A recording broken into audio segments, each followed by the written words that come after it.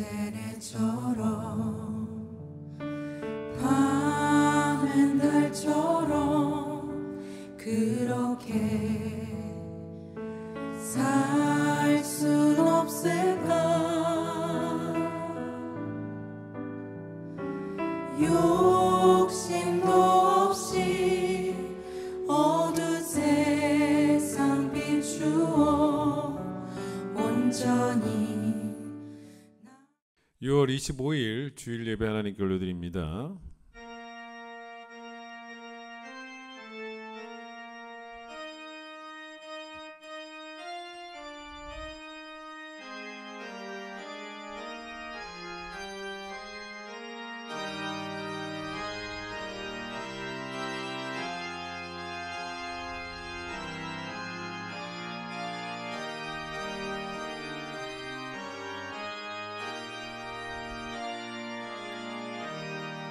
할렐루야. 우리 하나님을 찬양하는 일이 선하며 찬송하는 일이 아름답고 마땅하도다.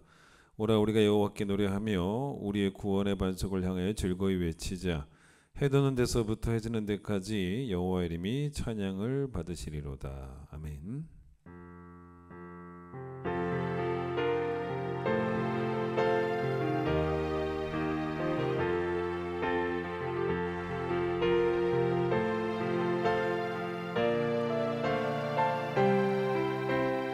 왕이신 하나님 높임을 받으소서.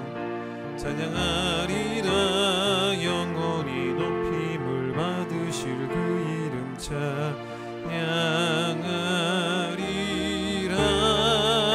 찬양하리라. 그리스도 진리로 다스리네. 기뻐하라 온 땅이여 찬양하라.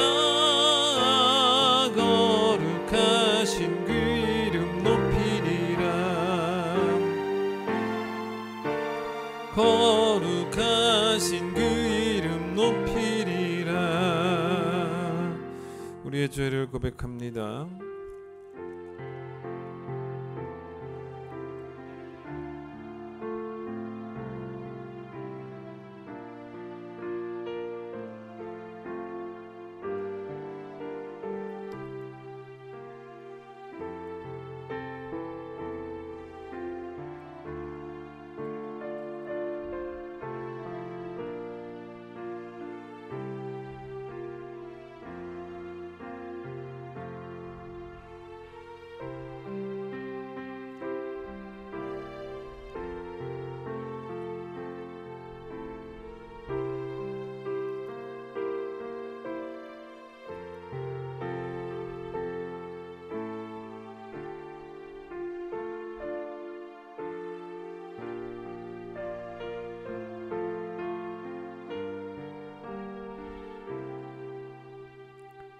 여호와는 긍휼이 많으시고 은혜로우시며 노하기를 더디하시고 인자하심이 풍부하시도다.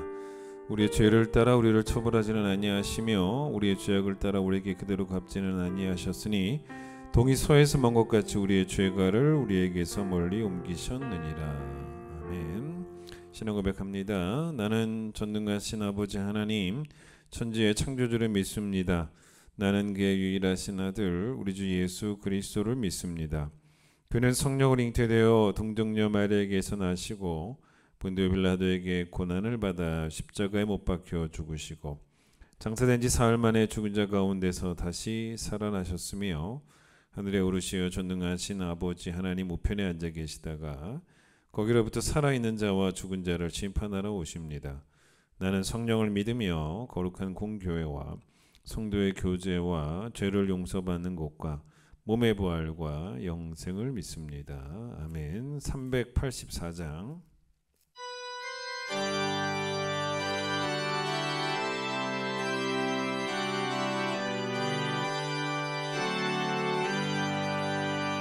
나의 갈 길 다가도 예수 인도하시니 내 주 안에 있는 긍휼 어찌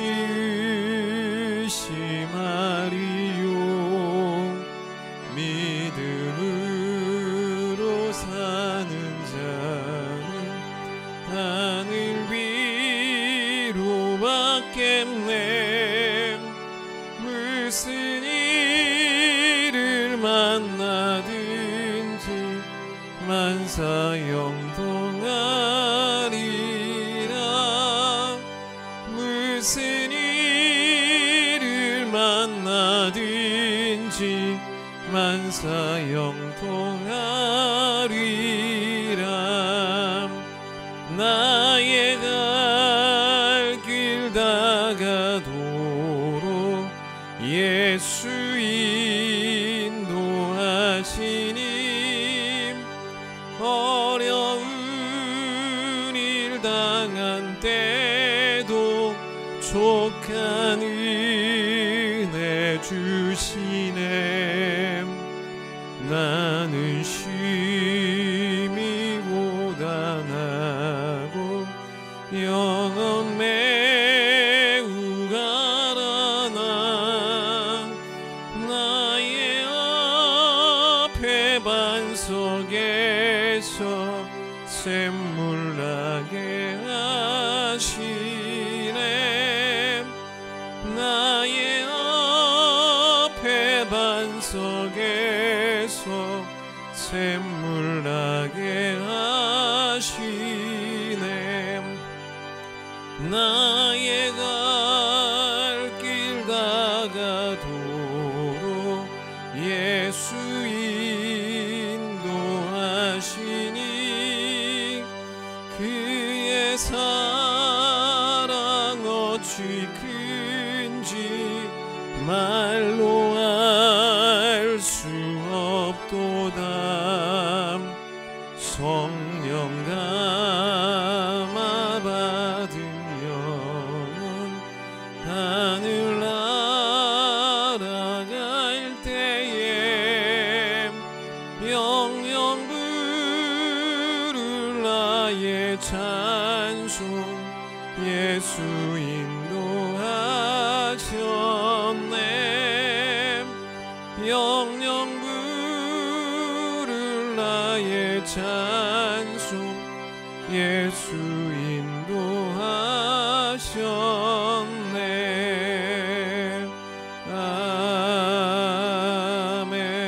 아멘. 히브리서 5장 11절로 6장 2절, 신약 358페이지 히브리서 5장 11절로 6장 2절까지 말씀을 제가 읽도록 하겠습니다. 멜기세덱에 관하여는 우리가 할 말이 많으나 너희가 듣는 것이 두나무로 설명하기 어려우니라. 때가 오래되었으므로 너희가 마땅히 선생이 되었을 터인데 너희가 다시 하나님의 말씀의 초보에 대하여 누구에게서 가르침을 받아야 할 처지이니 단단한 음식은 못 먹고 젖이나 먹어야 할 자가 되었도다. 이는 젖을 먹는 자마다 어린아이니 의의 말씀을 경험하지 못한 자요. 단단한 음식은 장성한 자의 것이니 그들은 지각을 사용함으로 연단을 받아 선악을 분별하는 자들이니라. 그러므로 우리가 그리스도의 도의 초보를 버리고 죽은 행실을 회개함과 하나님께 대한 신앙과 세례들과 안수와 죽은 자의 부활과 영원한 심판에 관한 교훈의 털을 다시 닦지 말고 완전한 대로 나아갈지니라. 아멘. 박동구 집사님 기도십니다. 기도하시겠습니다. 이번 주도 주님께서 창조하신 이곳 대한민국에서 주님의 계획대로 살아가게 하시고 또 온갖 고난 중에도 주님의 간섭하심을 잊지 않게 하시고 이른 비와 늦은 비의 은혜를 깨닫게 알게 하시는 주님의 전능하심과 하늘보다 높고 바다보다 깊은 그 사랑을 찬양하며 경배를 드립니다. 2000년 전 십자가의 죽음과 무덤에서 부활하심으로 영원히 멀어질 것 같은 하나님과의 관계를 중보하여 주시고 우리에게 새로이 허락하여 주신 주의 날에 주님의 핏값으로 세우신 주님의 몸된 교회에 나왔습니다. 세상에 온갖 유혹과 시험들이 있을 것인데 결코 흔들리지 않고 주님의 교회에 나와서 회개와 찬양과 말씀으로 예배를 드리게 하신 주님께 감사를 드립니다. 이 시간 아직 회개하지 못한 나의 죄악된 생각들을 주님께 무릎 꿇고 다 내어놓게 하시고 주일에 교회에 나와서만 하는 회개가 아니라 매일 사는 날 중에 끊임없이 나를 굴복시켜 나의 죄를 씻어내게 하시고 주님과 온전히 동행하는 우리들 되게 하시옵소서. 우리 큰 기쁨 교회 모든 성도가 거룩하고 온전한 주님의 제자가 되기를 소원합니다. 지금 우리는 욕망의 시대에 살고 있는 것 같습니다. 좋은 것, 더 달콤한 것을 위해 내 욕심과 욕망을 온갖 사람의 귀에 듣기 좋은 말들로 겉포장을 하고 있는 것 같습니다. 우리의 손은 탐욕의 손을 잡고 있으며 결코 낮은 자의 손을 잡고 있지 않음을 이 시간 회개하게 하시옵소서. 나의 입이 기름진 것을 탐하고 있으나 결코 주님을 향한 찬양과 사랑을 가까이 하지 않고 있음을 이 시간 회개하게 하시옵소서. 말로는 신실한 성도들인 것 같으나 행동은 도적과도 같은 거짓 선지자 같은 우리의 간악한 죄를 주님 용서하여 주시옵소서. 우리의 마음에 욕망이 아니라 주님의 사랑이 가득하게 하시고 주님께서 너희가 온전히 이웃을 사랑할 때 모든 사람이 내 제자인 줄 알리라 하신 말씀대로 우리의 마음이 주님의 사랑으로 주님의 말씀으로 가득 차서 모든 세상 사람들이 그리스도인이라 인정하는 참다운 주의 제자가 되게 하시옵소서. 결코 그 짠맛을 잃지 않는 소금과 같은 성도들이 되어서 세상의 파도에 휩쓸리더라도 결코 주님의 향기를 잃지 않는 성도들 되게 하시옵소서. 빛과 같은 성도들 되게 하셔서 결코 어둠이 빛을 이길 수 없다는 평범한 진리가 예수의 이름으로 전 세계에 선포되는 큰 기적이 우리 큰 기쁨 교회에 있게 하시옵소서. 73년 전 오늘은 민족산전의 비극인 6.25 전쟁이 일어난 날입니다. 적지 않는 시간이 흘러 이제 그날을 기억하는 사람들이 많지 않는데도 아직도 우리나라는 아직 끝나지 않는 전쟁을 치르고 있으며 끊이지 않는 전쟁에 대한 불안과 또 남북 간의 갈등이 끊이지 않고 있습니다. 표현은 하지 못한 사람은 있을지라도 남과 북 모든 사람의 한결같은 소원은 평화로운 통일이지 않겠습니까? 아직도 우리 소중한 청년들이 남북의 분단선을 지키기 위해 아름다운 세월들을 보내고 또 얼마나 많은 어머니들이 눈물을 흘리고 있습니까?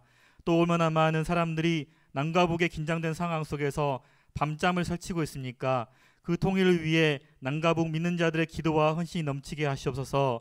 북한 땅에도 마음 졸이며 천국 소망을 가지고 숨죽어 예배드리는 주의 제자들이 있지 않겠습니까?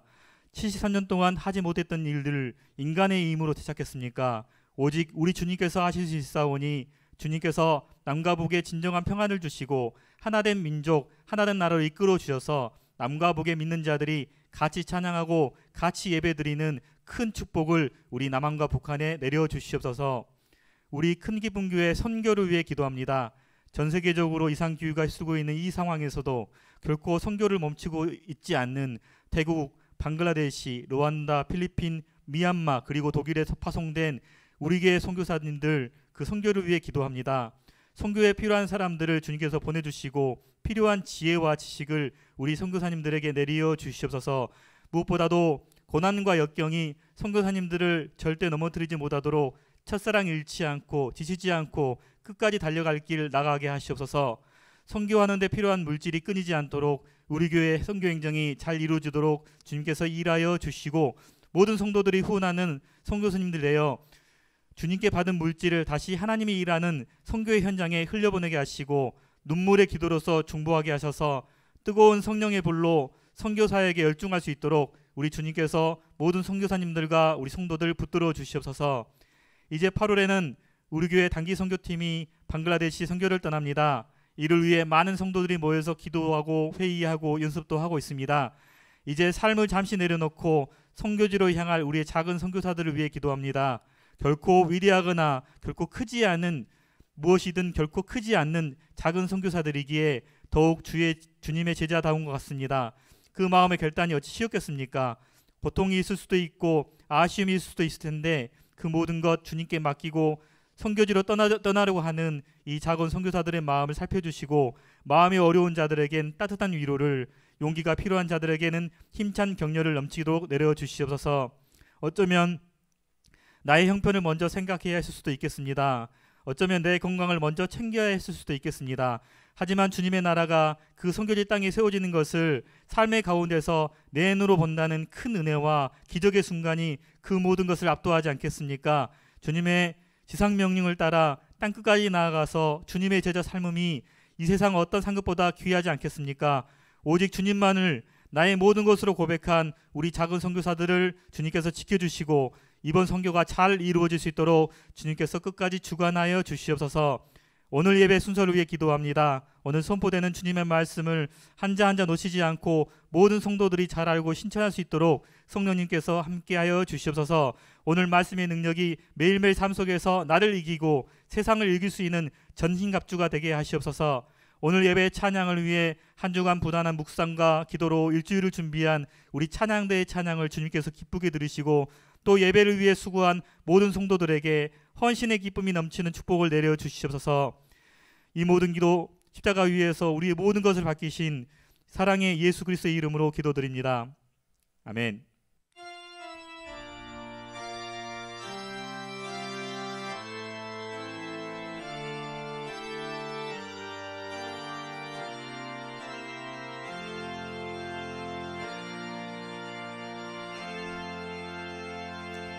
봉헌하겠습니다.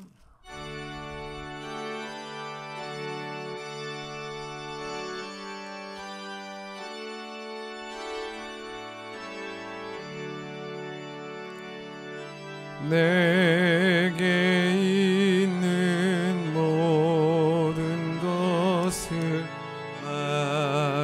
아낌없이 드리네. 사랑하고 의지하며 주만 따라 살리라. 주께 드리네. 주께 드리네. 사랑하는 그 주 앞에 모두 드리네.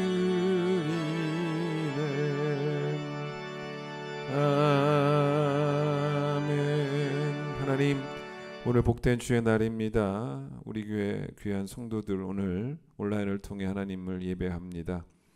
우리 예배를 받아주시고 온라인을 통해 듣는 이 말씀이 살아 역사하는 말씀이 되어서 우리의 삶에 변화를 주고 회개함을 주고 또 우리 삶을 새로 갈아엎고 우리 심령에 묵은 땅을 갈아엎는 또 우리 생각 가운데 하나님을 대적하여 높아진 모든 생각의 담을 헐어버리는 귀한 말씀이 되어질 수 있도록 하나님께서 우리를 축복하여 주시옵소서. 감사함으로 하나님께 헌금을 드립니다. 하나님께로부터 받은 것을 다시 하나님께 돌려드린다라는 신앙의 고백이 우리의 믿음의 고백이기에 또 우리의 재물관이기 때문에 또 우리가 선한 청지기의 삶을 살아야 된다고 성경이 또한 말하고 있기에 그 말씀에 순종하여 또 재물을 잘 관리하며 또 하나님의 것을 하나님께 돌려드리고 또 이웃을 위해 드린 헌금들이 있습니다. 아름답게 사용되게 하여 주시고 하나님 기뻐하시는 예물이 되어지기를 소망하며 준비하는 과정과 하나님께 드리는 모든 일들이 하나님을 기쁘게 하는 귀한 예물이 되어지기를 간절히 소망하며 예수님의 이름으로 기도드립니다. 아멘. 교회 소식을 전합니다. 다음 주일은 맥주감사 주일입니다. 지난 반년 동안 함께 하신 하나님의 은혜에 감사하며 여러분 예배하는 날이기도 합니다. 지난 반년이 얼마나 하나님의 은혜였고 또 때마다 또 일마다 이른 비와 늦은 비의 은혜로 또 적절하게 적당한 은혜를 주셔서 우리를 살게 하셨고 또 우리 여기까지 인도하여 주셨는데 하나님 우리에게 은혜를 거저 주시지만 또 우리가 해야 될 일은 우리에게 은혜 주신 하나님을 영화롭게 하는 일을 우리가 해야 됩니다. 감사로 제사를 드려야 하나님을 영화롭게 한다라고 성경이 말하고 있으니까 여러분 다음 주에 온라인으로 정성스럽게 하나님께 감사 예물을 올려드리시기를 바랍니다. 돌아오는 토요일 오전 11시에 본당에서 시니어 구역 예배 있습니다. 우리 어르신들 구역 다 참석해 주시기를 바랍니다. 정창일 성도께서 소천하셔서 지난 월요일에 장례를 끝마쳤습니다. 오재철 성도님의 장인어른께서 별세하셔서 지난 토요일에 장례를 잘 끝마쳤습니다. 만나시면 또 위로해 주시기를 바랍니다. 교회학교 여러분 성경학교 수련회 청년부부터 시작이 되어집니다. 요 일정 보시면서 또 위에서 여러분 계속 또 기도해 주시기를 바랍니다. 찬송하겠습니다.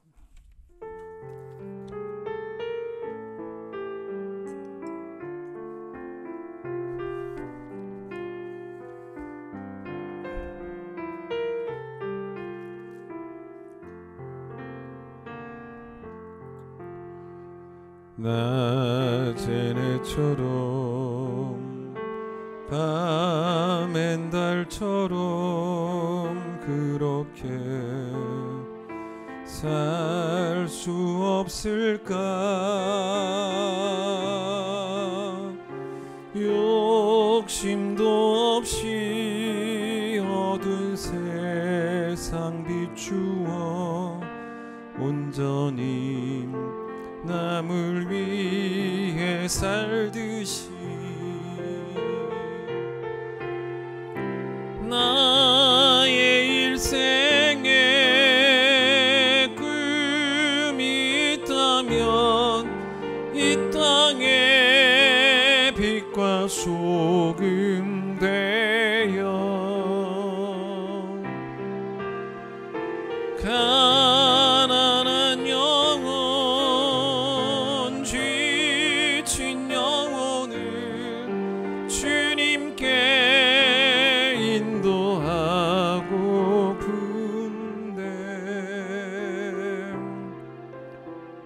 나의 욕심이 나의 못난 자가 언제나 커다란 짐되어 나를 짓눌러 맘을 곤곡해 하니 예수여 나를 도와주소서. 오늘 우리가 읽은 이 히브리서 5장 6장 이 본문의 주제는 뭐냐면 12절 보세요. 12절 때가 오래되었다면, 그렇죠? 예수 믿은 지 오래되었다면 더 이상 신앙의 초보에 머물러 있으면 안 되고 6장 2절 끝에 보세요. 완전한 대로 나아가야 된다. 이게 오늘 본문의 주제입니다. 그래서 어떤 얘기를 하냐면 그 예수 믿은 지 오래되었음에도 불구하고 여전히 젖만 먹고 있으면 되겠냐는 거예요. 영적으로 어린아이의 상태에 머물러 있으면 안 된다는 거죠. 이제는 성장해서 단단한 음식을 먹는 장성한 자가 되어야 된다라고 말하고 있고, 여러분 자녀를 다 뭐 키워 보셔서 알지 않겠습니까? 태어나서 제일 처음 아이들이 젖으로 시작되어지고 부드러운 젖을 먹기 시작하다가 시간이 좀 지나면 젖을 이제 뗄 때가 되죠. 그러면 뭐 이유식을 먹죠 보통. 또 그러다가 또 시간이 지나면 이제 조금 단단한 밥을 먹게 되어지고 뭐 이제 우리처럼 어른 되면 뭐 못 먹을 게 없죠. 여러분 아이가 자라고 있다는 걸, 먹는 음식이 바뀐다는 것은 자라고 있다는 걸 의미합니다.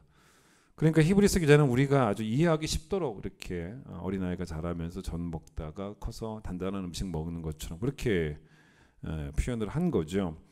그러니까 여러분 신앙생활이라는 것은 현상 유지라도 하면 다행이다가 아닙니다. 여러분 뭐 남편에게든 아이들에게든 또 아내에게든 그런 말 해주면 안 됩니다.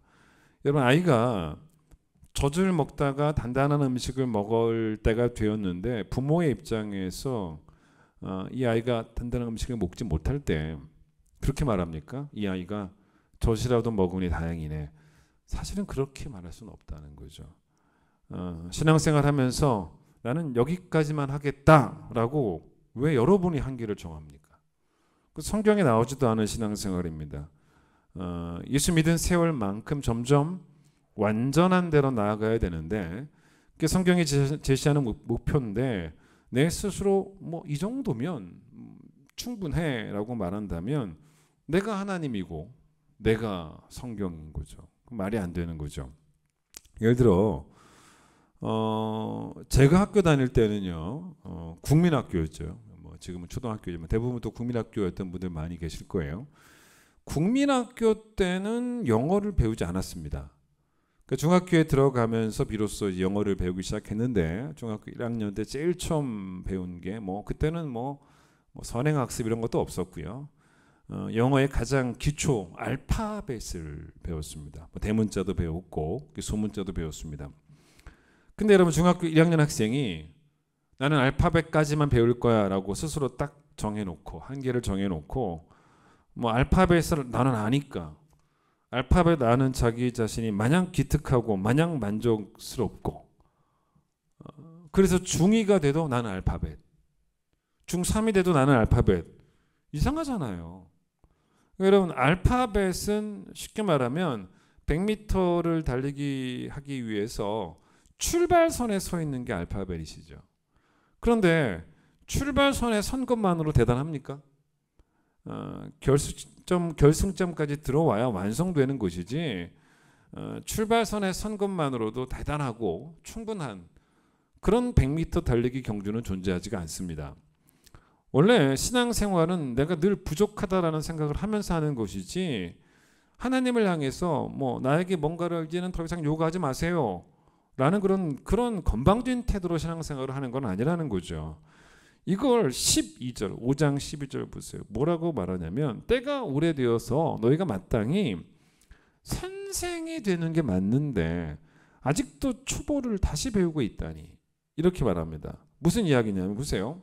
중학교에 내가 들어가서 영어 알파벳부터 시작을 했습니다. 그래서 계속 영어를 열심히 공부를 한 거예요. 그래서 이제 중2가 되었을 때 중2 수준의 영어를 하게 되어졌고, 중3이 되었을 때 이제 중3 수준의 영어를 하게 되었습니다. 여러분, 그렇게 해서 고1이 되었을 때는 어떻게 합니까? 계속 배워야죠. 고1도 계속 배워야 됩니다. 그런데 고1 되면 어떤 일이 벌어지는지 아십니까? 그동안 계속 열심히 공부해 놓은 덕에 무슨 일을 할 수 있게 되어지냐면, 올해 중1이 되는 동생을 가르칠 수 있게 되어집니다. 동생을 가르치는 거예요. 이게 그 이야기예요. 그러니까 동생에게 참 고마운 형제가 되는 것, 형이 되고 뭐 누나가 되고 언니가 되고. 물론 우리는 죽을 때까지 신앙을 계속 배워야 하는 사람들이지만, 그런데 계속 모두가 기초만 배우고 있으면, 기초만 반복하고 있으면, 여러분들 계속 기초만 배우고 있으면 누구를 가르칠 수 있겠냐는 거예요. 그 고1 과정을 배우면 중1 과정을 가르칠 수 있듯이, 대학생이 되면 그때부터는 내가 또 고1짜리 동생을 가르칠 수 있게 되는 거 아니겠습니까? 만약 완전한 자만 가르칠 수 있다면 우리 가운데 아무도 남을 가르칠 수 있는 사람은 없죠. 근데 오늘 본문은 가르치라고 하잖아요. 신앙적으로 남보다 내가 조금이라도 더 강해지면, 내가 조금이라도 더 깊어지면 나보다 연약한 자를 내가 도울 수 있다는 거예요. 그땐 도와야 된다는 것입니다. 그래서 12절 말씀처럼 때가 오래되었다면 이제는 영적으로 누군가에게 도움이 되어야 될 타이밍이 되었는데, 여전히 기초 단계에서 계속 누군가의 도움을 받아야 되는 그런 신앙으로 머물러 있으면 안 된다는 거죠. 여러분, 고인물이 그래도 고여 있어서 다행입니까? 아니죠. 고여 있어서 썩습니다. 그런 거죠. 예를 들어 바울이 디모데를 대하던 태도를 한번 생각해 보세요. 디모데는 바울이 믿음으로 낳은 아들, 디모데는 바울을 만나서 신앙생활을 시작했습니다. 갓 태어났던 거였죠. 근데 바울은 계속 그에게 영적인 부모였고 또 영적인 리더여서 계속 바울은 죽을 때까지도 디모데를 계속 가르칩니다. 양육합니다. 그 디모데에게 바울은 정말 고마운 스승이고 영적인 아버지였죠. 어느 정도였냐면 바울은 죽을 때 마지막으로 돌본 사람이 디모데였잖아요. 죽을 때 디모데를 가르칩니다. 다 도망갔지만 디모데는 도망가지 않았어요. 마지막 순간까지 디모데를 가르친 게 디모데 후서입니다.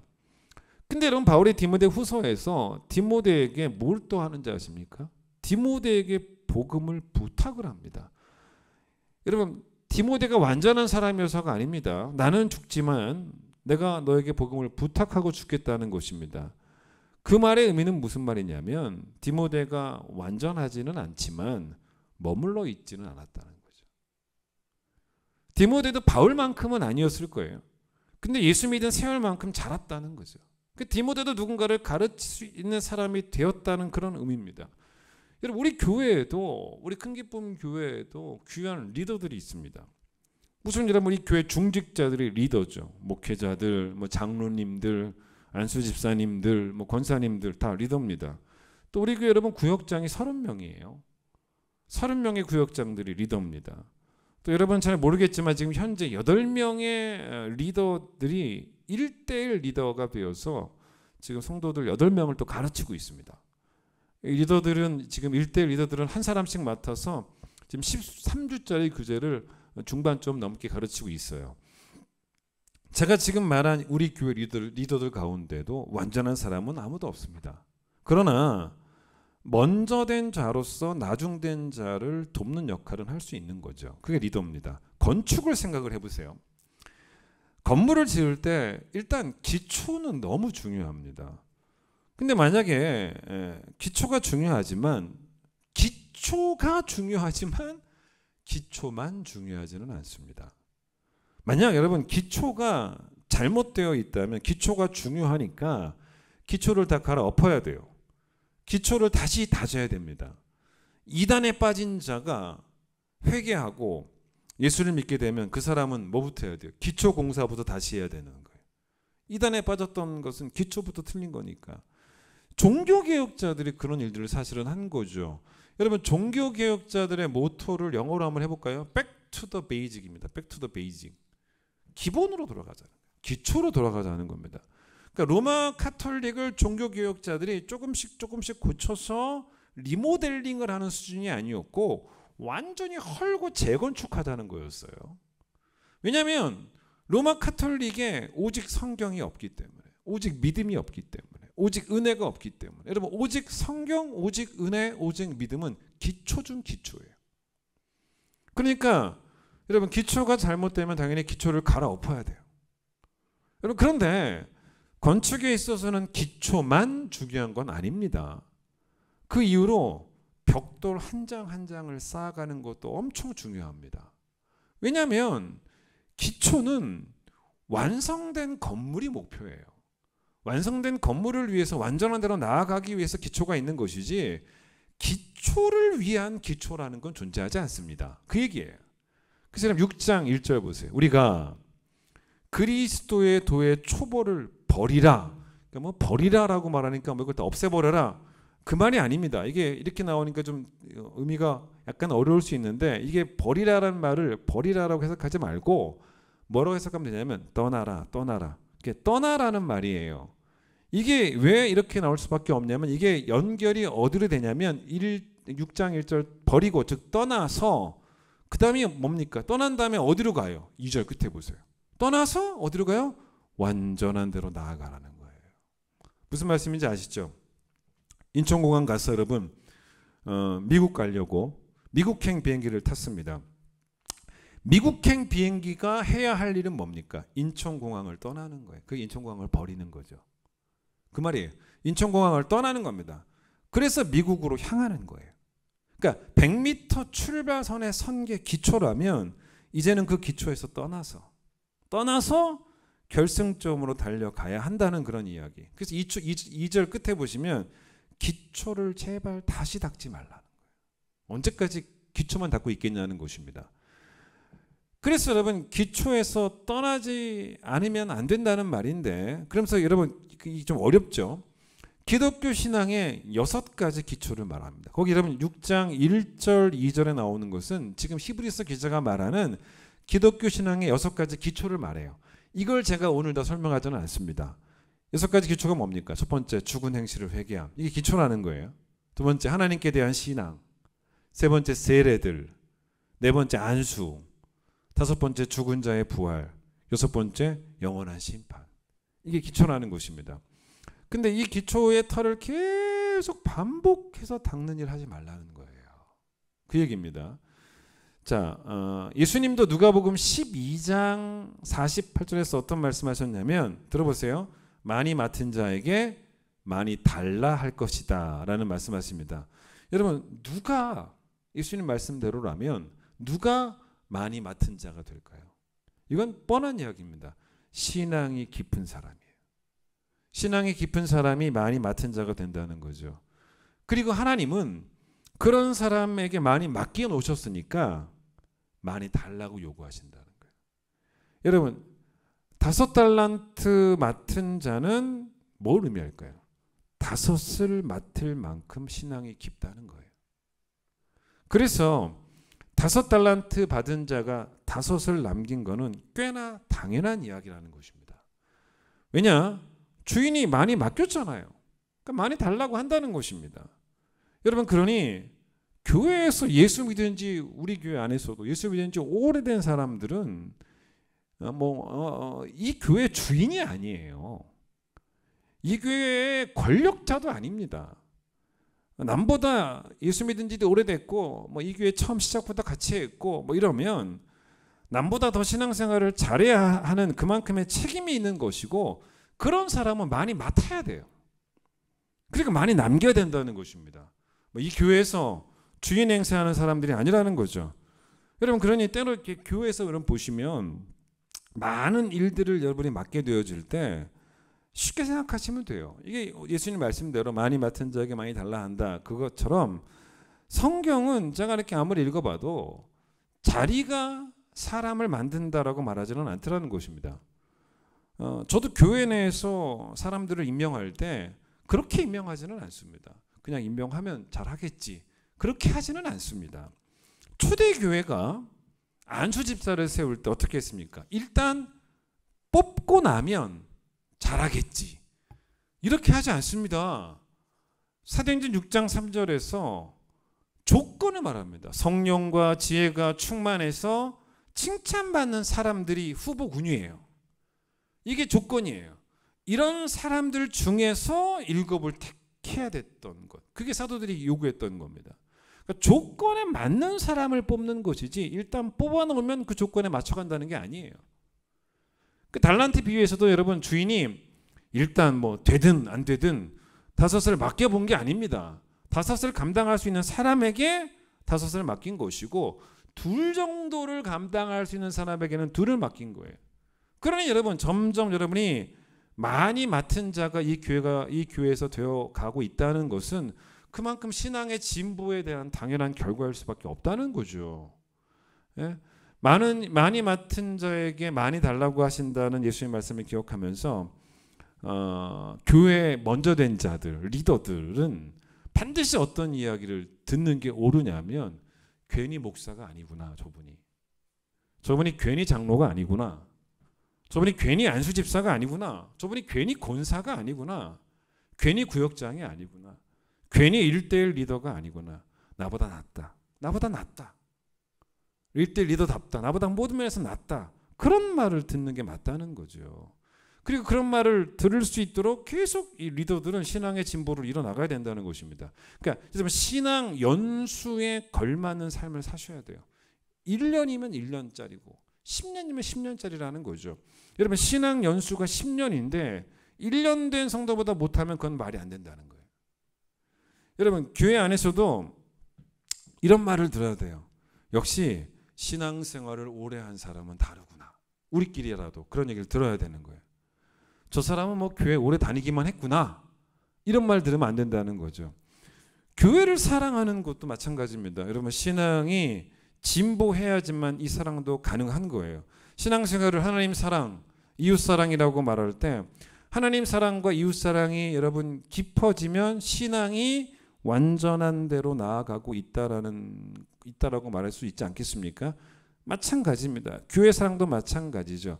성경은 교회가 예수 그리스도와 무관한 곳이다라고 말하지 않습니다. 교회는 그리스도의 몸이다라고 말합니다.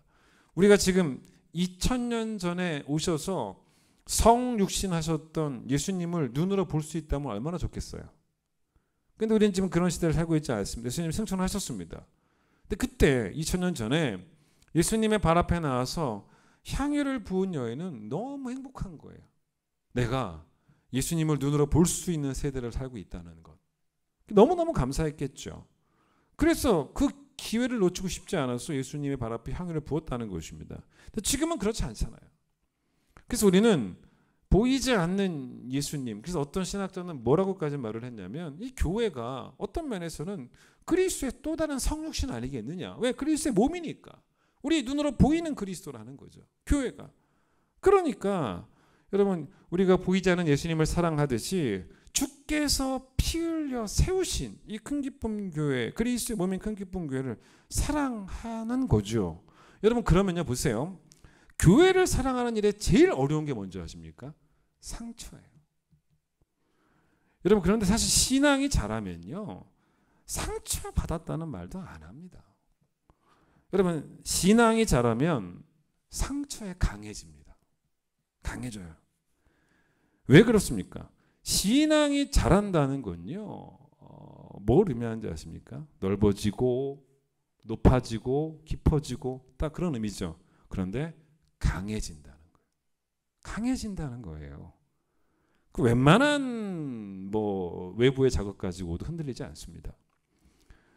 이걸 또 성경은 뭐라고 말하냐면 심지가 견고한 사람이 된다라는 말을 합니다. 여러분 강하면 웬만하면 다 이겨냅니다. 심지가 견고하면 웬만해서는 흔들리지 않습니다. 부모가 자식한테 상처를 받을 수도 있죠. 그렇다고 여러분 부모됨을 포기합니까? 그럼에도 불구하고 더 좋은 부모가 되려고 하는 것은 그게 뭡니까? 부모는 강하다는 거예요. 심지가 견고하다는 거예요. 마찬가지입니다. 여러분 신앙이 깊어지면 비록 교회 안에서 사람과의 관계에서 상처가 될 만한 일들이 있고 그런 일들이 보여도 의연하게 맡겨진 일에 충성을 합니다. 요즘 젊은 사람들이 인싸라는 말을 많이 쓰죠. 벌써 뭐 요즘 이야기가 요즘 표현이 아니게 된 것만큼 오래된 이야기 같은데, 그러니까 인사이더라는 말인데 아웃사이더의 반대말이죠. 여러분 교회에서 여러분 세상에 나가서 여러분이 뭐 인싸인지 아웃사이더인지 제가 잘 모르겠는데 교회에서는 모든 구성원이 모든 성도가 다 인사이더가 되어야 되는 거예요. 왜냐하면 교회는 함께 세워져 가는 곳이 교회고 함께 지어져 가는 곳인데 내 신앙이 깊어지는 것을 지극히 개인적으로만 생각하시면 안 돼요. 내 신앙이 깊어지는 것에 대한 일종의 책임감도 필요한 것이 나는 교회의 지체라는 거예요. 내가 머물러 있으면 내가 건강하지 않으면 내가 뒤로 물러서면 여러분 교회가 건강해지지 않는 거예요. 그러니까 몸이 건강하려면 모든 지체가 건강해야 되는 것처럼 여러분 따라서 여러분 신앙이 깊어지고 그래서 교회에서 모두가 인사이더가 되고 점점 모두 다 다른 사람들을 가르치는 자가 되어지고 그래서 그들도 결국 교회의 인사이더가 되도록 만들어주고 그래서 교회가 든든히 서갈 때 제가 요즘 자주 쓰는 표현인데 그런 교회가 되는 교회고 되는 성도인 거죠. 상처에 강하고 신앙 연수에 걸맞는 신앙생활을 하고 세월만큼 많이 맡은 자가 되고 그것이 바로 젖 먹던 아이가 단단한 음식을 먹는 성인이 되는 것이고 배우던 자가 가르치는 자가 되는 것이고 그게 오늘 본문이 말하는 우리 영적인 목표라는 거예요.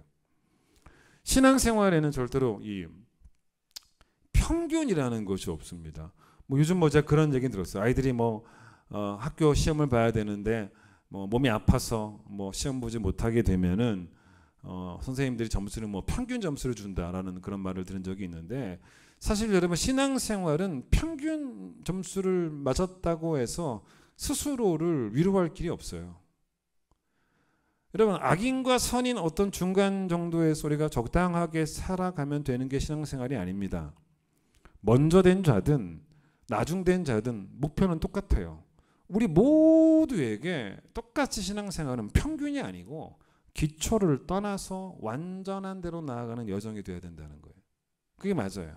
자 그러면 요 한 가지 얘기만 하고 마칠 텐데 오늘 본문을 가지고 한번 얘기해 보죠. 그러면 장성한 자가 되려면 어떻게 해야 되냐? 여러분 장성한 자가 될 수 있는 단단한 음식을 먹고 남을 가르치는 자가 되고 이런 장성한 자가 될 수 있는 방법은 성경에 여러 가지가 나옵니다만은 오늘 본문만 가지고 한번 풀어가 보자는 거죠. 14절을 보세요. 제가 한번 다시 5장 14절. 이런 사람이 그러니까 장성한 자라는 거죠. 단단한 음식은 장성한 자의 것이니 그들은 지각을 사용함으로 연단을 받아 선악을 분별하는 자들이니라. 자, 이게 장성한 자가 되는 비결인데 뭔 말인지 한 개도 모르겠다는 거죠. 좀 말이 어렵죠. 설명을 좀 할 필요가 있습니다. 이런 사람이 장성한 자가 된다는 것인데 좀 말이 어렵습니다. 우리가 성장하지 못하는 이유를 성경은 뭐라 그러냐면 게으름이라고 말하고 있는 거예요. 게으름. 그렇죠? 여러분, 게으른 자의 특징이 있습니다. 아무것도 하지 않습니다. 그러니까 이 표현대로 한다면 게으른 자는 아무것도 사용하지 않습니다. 그게 게으른 자예요. 여러분, 게으른 자가 제일 좋아하는 게 뭘까요? 누워 있는 거죠. 근데 여러분, 누워 있는 것보다 더 좋아하는 게 뭘까요? 생각하기도 싫으니까 잡니다. 그러니까 누워서 자는 게 아무것도, 여러분, 누워서 자면 아무것도 사용하지 않잖아요. 그걸 제일 좋아할 겁니다. 예?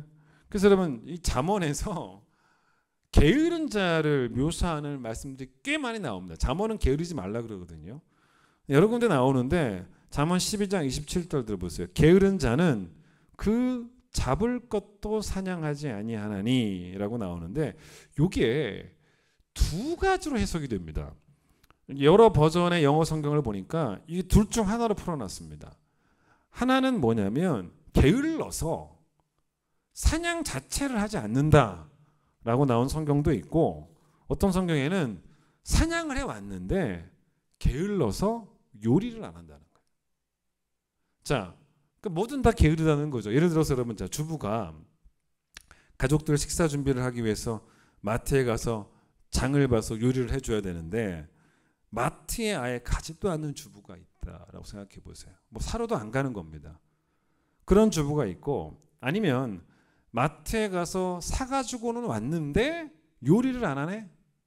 그런 주부가 있습니다. 누가 더 게을러요? 이거 뭐 별반 차이가 있겠습니까? 뭐 그거나 똑같이 게으른 거죠. 그런 이야기인 거죠. 자, 잠언 19장 24절은 정말 이런 사람이 있었는지는 모르겠는데 뭐 약간 과장된 표현 같기도 하지만 어쨌든 사람의 게으름을 묘사하기 위해서 이런 표현도 나옵니다. 게으른 자는 자기의 손을 그릇에 넣고서는 입으로 올리기로 괴로워한다는 거예요. 아우, 얼마나 괴로우면 먹으려고 그릇에 넣었다가 이거 올리기가 힘들어가지고 귀찮아가지고 안 먹는다는 거죠. 뭐 그런 정도로 잠언에서 이 게으름은, 그러니까 여러분, 잠언에서 말하는 게으름은 다 뭡니까? 사용하지 않는 거예요. 제가 이 표현을 쓰는 이유가 있습니다. 사용하지 않는 게 게으름입니다. 자, 여러분, 마찬가지예요. 여러분은 영적으로 신앙생활에 있어서 부지런한가를 물어보시라는 거예요. 아니면 우리는 오늘도 영적으로 신앙적으로 무기력한가? 그렇죠? 여러분, 신앙적으로 게으르고 신앙적으로 무기력하면요 아무것도 사용하지 않습니다.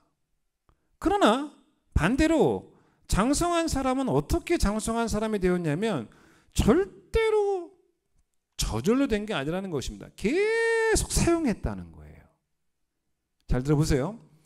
그런데 이 계속 사용하는 것을 오늘 이 본문은 뭐라고 표현을 하냐면 연단이라고 표현합니다. 여러분, 연단이 뭐와 동의한지 아십니까? 훈련이에요. 훈련을 계속하고 있다는 거예요. 연단과 완벽한 동의어가 언어로 보면 훈련입니다. 자, 오늘 본문을 이해하기 위해서 운동선수를 한번 생각해 보십시오. 계속 훈련을 해서 장성한 사람이 되었다가 이 본문인데, 여러분, 운동선수가 계속 훈련을 하게 되면 사용하게 되는 거죠. 사용합니다. 그럼 당연히 실력이 늘어납니다. 잘하게 돼요. 그래서 오늘 본문을 이해하기 위해서 이런 표현도 한번 사용해 보면 좋을 것 같아요. 감각. 여러분, 감각이 떨어졌다, 뭐 감각이 살아났다, 뭐 감각이라는 표현 쓰지 않습니까? 여러분, 운동선수들이 훈련을 멈추면 당장 운동 감각이 다 떨어집니다.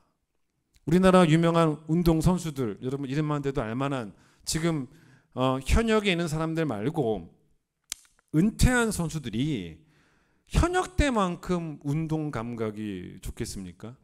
여러분, 제가 은퇴하고 난 다음에 현역 때만큼 설교할 수 있겠냐는 거예요. 그렇진 않을 것 같아요. 왜 그러냐면 운동선수들도 현역 때만큼 훈련하는 사람은 없기 때문입니다. 여러분, 심지어 어떤 운동선수가 은퇴할 나이가 됐는데 그 은퇴를 1년, 2년 더 늦추고 싶으면요. 지독하게 훈련을 해야 돼요. 그러니까 내가 나이가 들었죠. 예전보다 못한 체력이죠. 예전보다 못한 감각이 됩니다. 그래서 그 예전보다 못한 체력과 예전보다 못한 감각을 훈련으로 보완해서 1년, 2년 더 하는 그런 운동선수들이 있지 않습니까? 그 얘기예요. 마찬가지로 우리에게는 여기 이 14절의 말씀이 뭐냐면 영적인 감각이 있다는 거예요. 영적인 감각, 심령의 감각이죠. 신앙의 감각입니다. 이 신앙의 감각은 그걸 여기서 뭐라고 그랬습니까? 다시 보세요. 14절. 그 신앙의 감각을 히브리서 기자는 지각. 그렇죠? 그 신앙의 감각이 있는데 그 신앙의 감각은 무엇을 위해 필요한 것이냐면 끝에 보세요. 선과 악을 분별하기 위해서. 선과 악을 분별하기 위해서 감각이 필요하다는 것입니다.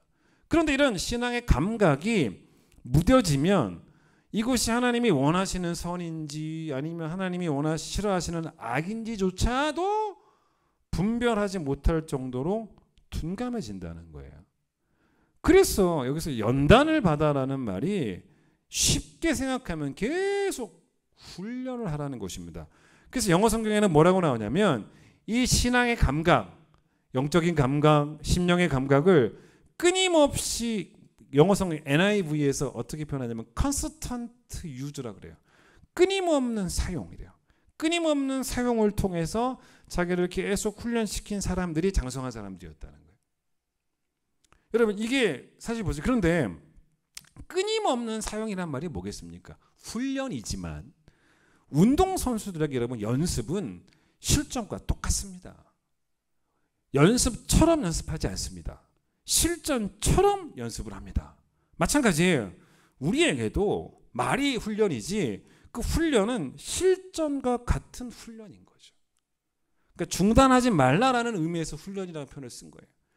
그래서 NIV 성경에 말씀드린 것처럼 constant use라는 말은 끊임없는 사용, 신앙의 감각을 끊임없이 사용하는 것이 자기 자신을 계속 훈련을 시켜서라고 나와요. 그래서 선과 악을 잘 예전보다 더 잘 분별하게 하는 사람이 되게 해준다라고 나와요. 그게 장성한 사람이라는 것입니다. 여러분 그게 지난주에 말씀드렸던 신앙생활이에요. 신앙이 생활이 되고 생활이 신앙이 된다는 말은 훈련을 일주일 내내 한다는 거예요. 매일매일 한다는 것입니다. 끊임없이 신앙의 감각을 사용함으로써 자기 자신을 매일매일 훈련시켜서 선악을 분별하는 그 능력이 후퇴하거나 아니면 현상 유지하거나 이 정도가 아니라 점점 더 날카로워지는. 근데 여러분 중요한 게 뭡니까? 훈련은 단 한 번도 이론인 적이 없습니다. 훈련은 몸이 움직이는 게 훈련이에요. 여기서 말하는 지각을 사용한다는 말은 단지 선과 악을 잘 분별하도록 심령의 감각을 계속 사용한다는 그 정도 의미가 아니라 실제로 그 감각대로 내 몸이 선을 행하고 내 몸이 악을 거절하는 행동을 다 포함하는 그게 바로 훈련 아니겠습니까? 의자에 앉아서 생각만으로 훈련한다고 하지 않습니다. 그래서 바울도 디모데전서 4장 7절에서 경건에 이르기를 뭐하라 그러냐면 묵상하라라고 말하지 않습니다. 경건에 이르도록 너 자신을 연단하라 이거예요. 훈련하라. 그겁니다. 그러니까 바울도 자기 자신이 남을 가르치는 자 아닙니까? 그런데 가르치는 자로서 성도들에게 뒤처지지 않기 위해서 계속 자기를 쳐서 복종을 시킵니다. 자기를 또한 가르칩니다. 여러분 남을 가르치는 자가 제일 잘해야 되는 게 자기를 가르치는 거죠. 그래서 자기 자신도 똑같이 그렇게 살아내려고. 그러니까 바울이나 엘리야가 우리와 성정이 같은 사람이라고 성경은 말합니다. 이거는 이들이 우리보다 나은 이유는 성정의 차이가 아니었다는 거죠. 훈련의 차이였다는 거죠. 그걸 말하는 거예요. 결국 여러분 이 이야기의 오늘 결론은 뭐냐면 처음 시작은 뭐냐면 우리 모두의 출발은 어디서부터 시작이 돼야 되냐면 관심의 거듭남입니다. 그러니까 뭐부터 회개해야 되냐면 여러분과 저에게 있는 관심의 게으름. 그거부터 해결을 해야 돼요. 우리가 우리의 관심도 훈련을 거부하고 있다는 것입니다. 여러분 알다시피 저는 운동 자체를 별로 좋아하지는 않습니다. 뭐 제가 뭐 간혹 뭐 이렇게 그 볼링은 치기도 합니다. 근데 볼링 친다는 말을 뭐 잠깐 했더니 뭐 자주는 아닙니다. 다들 못 칠 거라고 생각하는데 못 칩니다. 예. 잘 치지는 않습니다. 근데 어쨌든 간에 근데 저는 뭐 볼링 정도는 뭐 누가 치자 그러면 칠 것 같은데 누가 저보고 축구하자 그러면 저는 절대 안 갈 것 같습니다. 관심 자체가 없어요. 누가 저에게 골프를 쳐보자 저는 관심 자체가 없습니다. 여러분 관심이 있어야 뭔가 좀 배우고 싶고 배우면서 연습도 하고 훈련도 하고 여러분 잘 보세요. 내가 예수를 믿고 거듭났다 구원받았다는 것은 이렇게 그냥 살다가 천국 가는 그런 시시한 이야기가 아닙니다. 물어보셔야 돼요.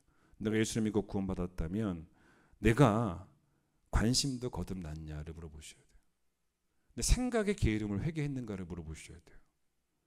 여러분 생각해보세요. 예수를 믿고 구원받은 자에게 성경이 요구하는 것은 기초를 떠나서 완전함에 나아가는 거예요. 그러니까 여러분 관심이라는 것을 바꿔볼까요? 그것도 일종의 감각입니다. 지각이라고 말해도 무방합니다. 여러분 관심조차 없다는 것은 무감각하다는 것입니다. 그러니까 완전한 데로 나아가기 위해서는 선한 관심들이 생겨야 되는데 여러분 우리가 만약에 이 관심의 게으름이 있다면 별로 나는 그렇게 거기에 관심을 갖고 싶은 마음이 없는 거죠.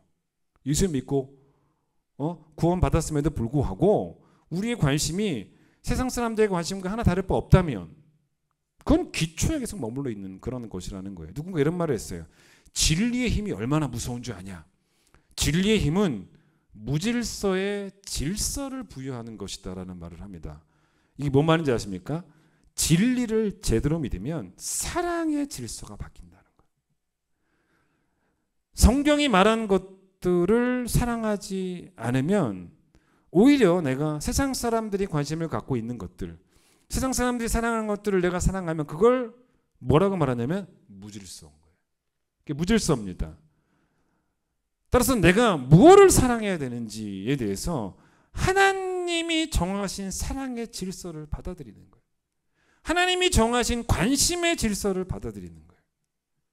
그래서 여러분 내가 먼저 하나님이 사랑하라는 것을 사랑할 수 있도록 하기 위해서 선한 관심이 되도록 하기 위해서 내 관심의 게으름을 회개하고 훈련을 하라는 거예요. 그 다음에 여러분 관심이 생긴다고 해서 그 삶이 또 되지는 않습니다. 내가 축구를 하고 싶다고 해서 당장 운동장에 뛰어가지는 않습니다. 그러니까 여러분 이 관심이 생긴 것에 대해서 내 관심의 게으름을 회개했다면 그 다음에는 행동의 게으름을 회개하라는 거예요. 그래서 계속 훈련을 하라는 것입니다. 그래서 여러분 계속 훈련을 하게 되면요 우리는 이전보다 이 사랑의 질서대로 사랑하는 일에 훨씬 더 수월해지고 점점 더 완전한 대로 나아가는데 여기 하나 단점이 뭐냐면 이 훈련을 계속 한다는 걸 전제로 하고 있는 것이지 잠시라도 멈추면 실력이 떨어지는 건 시간 문제라는 거예요. 왜? 지금도 악한 마귀는 틈을 찾고 있으니까. 여러분이 훈련을 멈추는 그 순간이 틈이라는 거예요. 에스겔 33장 보고 마치겠습니다.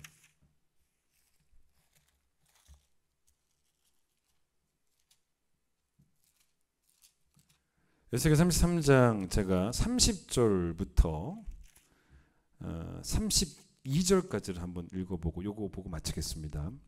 인자야 내 민족이 담 곁에서와 진분에서 너에 대하여 말하며 각각 그 형제와 더불어 말하여 이르기를 자 가서 여호와께로부터 무슨 말씀이 나오는가 들어보자 하고 백성이 모이는 것 같이 너에게 나오며 나의 백성처럼 너의 앞에 앉아서 너의 말을 들으나 그대로 행하지 아니하니 이는 그 입으로는 사랑을 나타내도 마음으로는 이익을 따름이라.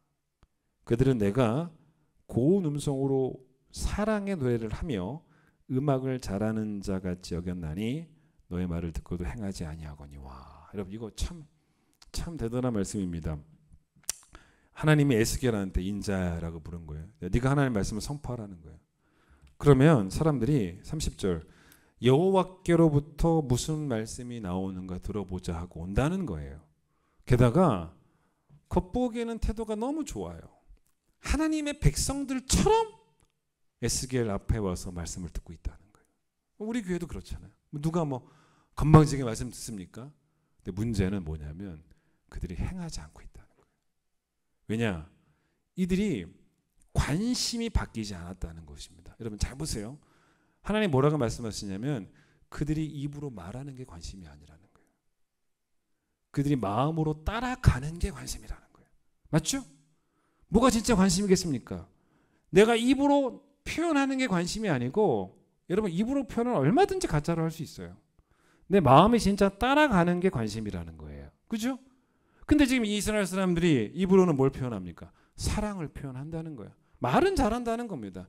그러나 이들은 입으로만 사랑을 말하지 실제적인 이들의 영적 관심은 자기 자신의 이익이에요. 이익을 따라가고 있더라는 것입니다.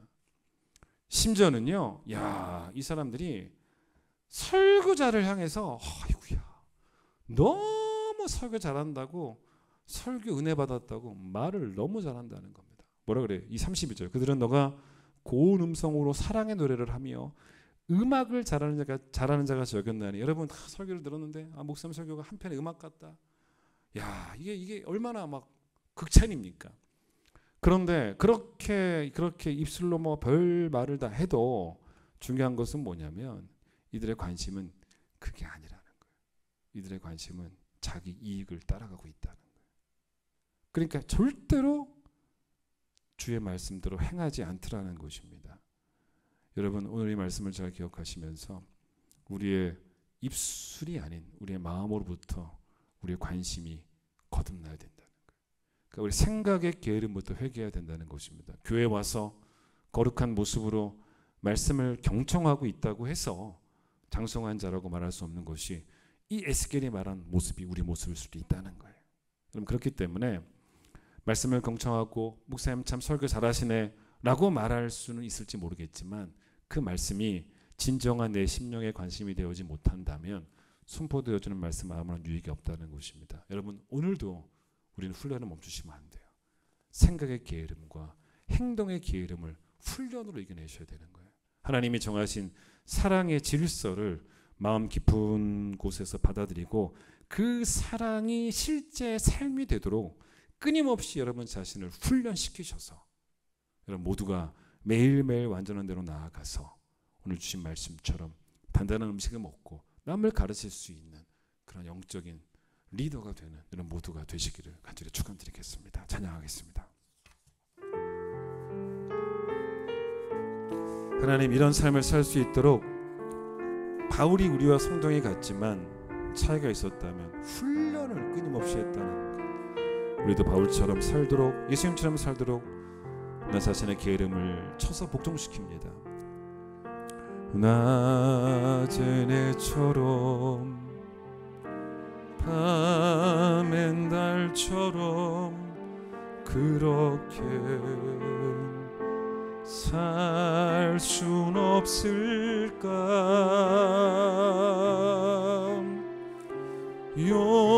욕심도 없이 어두운 세상 비추어 온전히 남을 위해 살듯이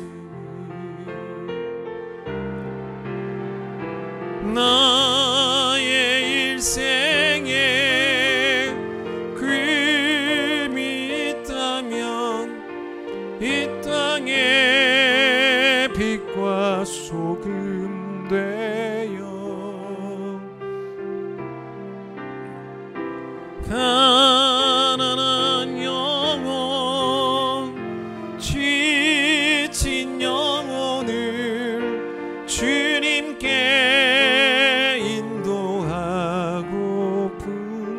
인도하고픈데 나의 욕심이 나의 못난 자가 언제나 커다란 짐 되어 나를 짓눌러 마음을 예수여 나를 도와주소서.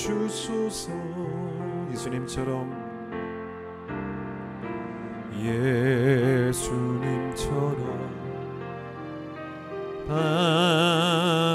바울처럼 그렇게 살 순 없을까?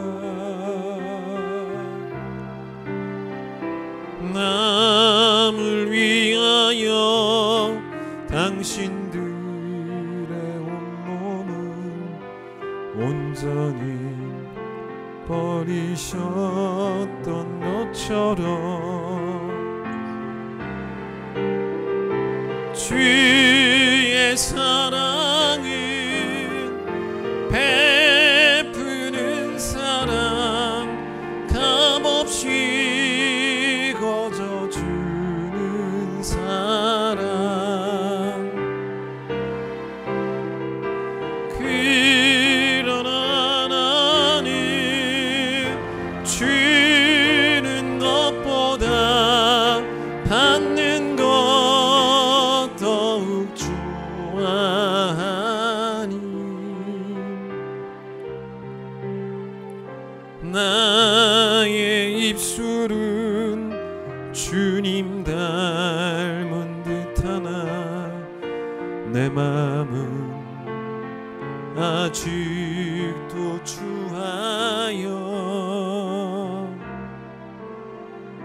받을 사랑만 계수하고 있으니 예수여 나를 도와주소서.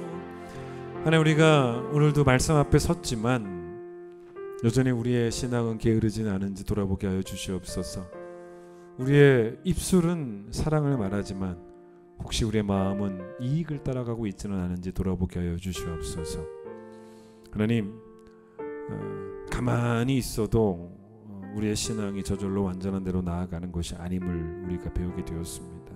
가만히 있으면 매일 기초만 반복해야 되는 영적 어린아이의 모습을 보이지 못하게 된다는 것을 배우게 되었습니다. 사도 바울은 하나님이 그를 더 특별하게 창조하셔서 우리보다 잘한 것이 아니고 우리와 성정이 같은 사람이었지만 우리와 훈련의 차이가 있었음을 또한 이 시간 고백하며, 하나님, 먼저 예수를 믿었다면 생각의 게으름을 회개하기를 원합니다.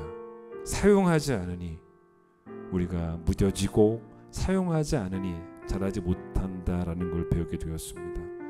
우리의 생각을 사용하여 하나님의 말씀의 선과 악이 무엇인지를 잘 분별하는 능력을 계속적으로 얻어갈 수 있는 성도들 되게 하여 주시고, 우리의 생각의 게으름뿐만 아니라 행동의 게으름도 훈련으로 극복할 수 있도록 주님 도와주셔서 아는 바가 행하는 바가 되기 위하여 우리를 훈련장으로 내몰 수 있는 그 믿음이 하나님, 우리의 믿음이 되어지기를 간절히 소망합니다. 장성한 자가 되어서 단단한 음식을 먹게 되어지고, 장성한 자가 되어서 누군가의 영적인 약함을 도와줄 수 있는 리더가 되기 위하여, 오늘도 초보를 떠나 완전함으로 나아가는 우리가 되기 위하여 끊임없이 경건에 이르기 위하여 내 자신을 연단하는 성도들 꼭 되어질 수 있도록 하나님 축복하여 주시옵소서.